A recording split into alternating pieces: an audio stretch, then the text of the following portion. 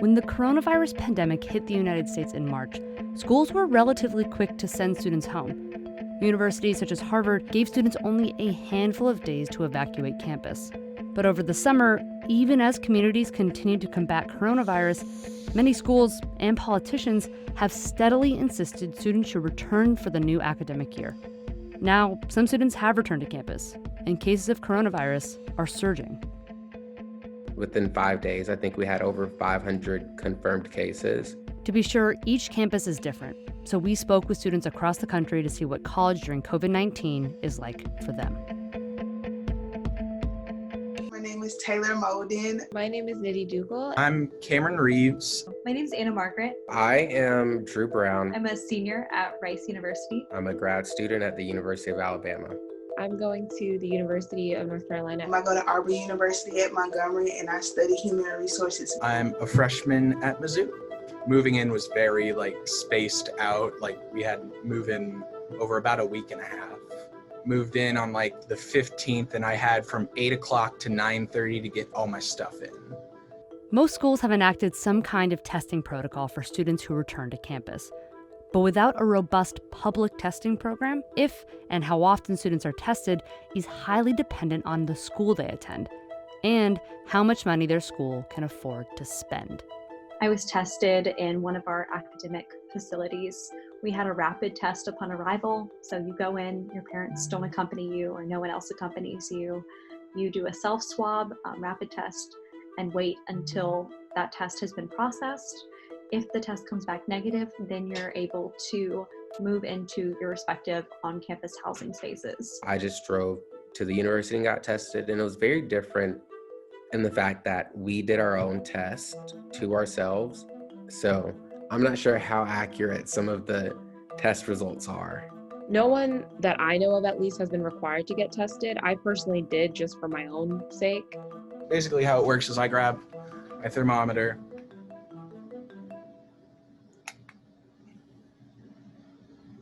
it gives me a temperature, I take a picture of it and it sends it in.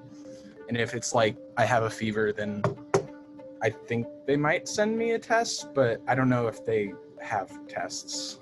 Rice is being very serious with its enforcement of the masking policy. And each week we are then tested through a PCR test that should be able to give more accurate results than the rapid test. So I believe I'm now on my 4th PCR test since I've been here at Rice, and I've not tested positive, and we've actually seen very few students test positive. I think we really do come as a university from a place of privilege, being able to invest as much as we have in our return. I mean, it's a highly expensive endeavor, and that is not lost on me. While many schools have enacted community guidelines prohibiting large social gatherings, college parties continue to cause spikes in cases of coronavirus.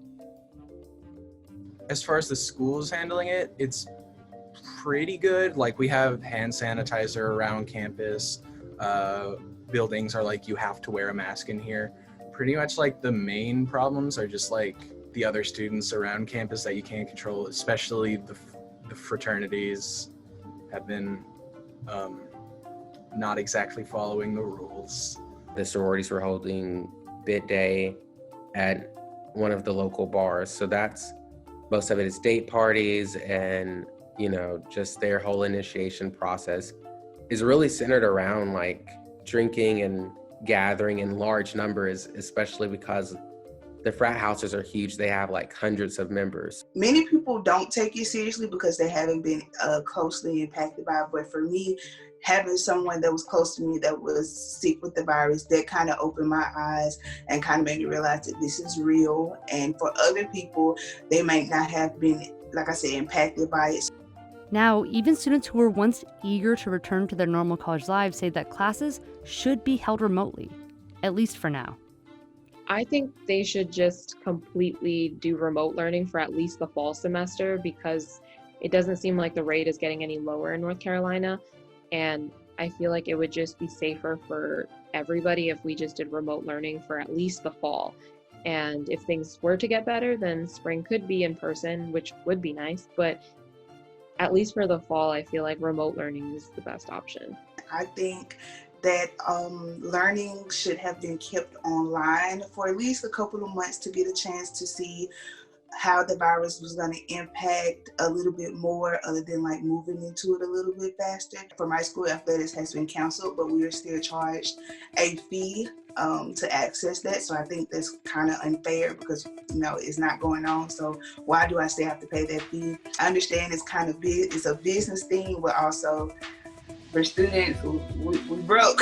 I think that they're going to push staying on campus for as long as possible, just so that there's not a big issue with refunds. And I think part of it is for the students to have like the on-campus experience. But even my professors have said they have no clue what's going to happen. Yeah, it just seems like everyone's scrambling to figure out what to do.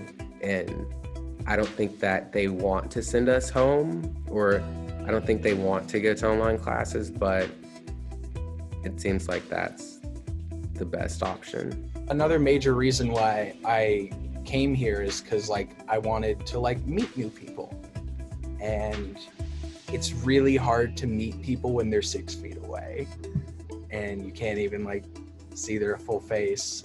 I want the in-person college experience just as much as everybody else, because sitting in my apartment all day really does suck. I think that everyone can agree, for the best interest for the health of students, that as of right now, school should not be in person, just because it's not safe, and that, you know, people should not be allowed to drink at the bars until 12 a.m. and that large house parties should definitely be not allowed, and these things should be policed and monitored. I can't get too mad about it because it's to be safe. It's a bummer, but at least we're not dying. It's just a necessary evil, I guess.